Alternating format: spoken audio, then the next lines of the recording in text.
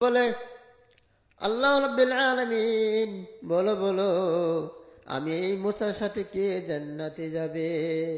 আল্লাহ ডাক দেয়া বলে, মুসা নবী রে, তোর সাথে জান্নাত যাবে একটি জল্লাদ, তিনি গোস্ত বিক্রি করে।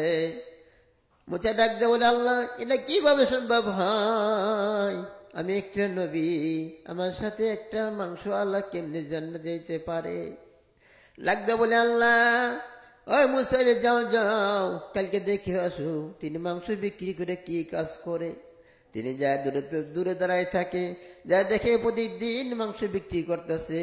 বিক্রি করতে করতে কিছু সুন্দর মাংস কলিজা ভালো ভালো মাংস কিছু মাংস রেখে দিল ব্যাগের ভিতরে।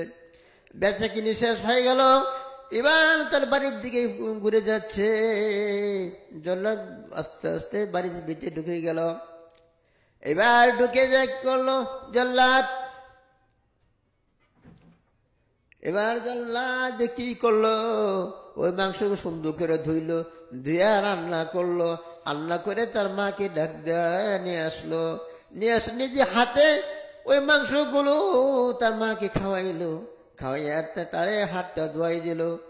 তারপরে কি করলো, ওই মাংস আল্লাহ মা কি করলো, দুই হাত তুলে দোয়া করলো, আল্লাহ রাব্বিল আলামিন আরশুল আযীম বিআহকামিল হাকিমিন, আমার ছেলে আমাকে সন্তুষ্ট করেছে, আমাকে খুশি করেছে।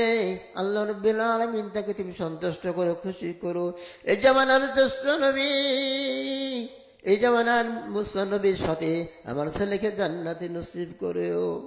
রব্বুল আলামিন আমার দোয়া কবুল করো। আমাকে যেভাবে কষ্ট করে মাংস আইনে রান্না করে খাওয়াইলো, আমাকে সন্তুষ্ট করলো, তুমি আল্লাহ সন্তুষ্ট থাইকো।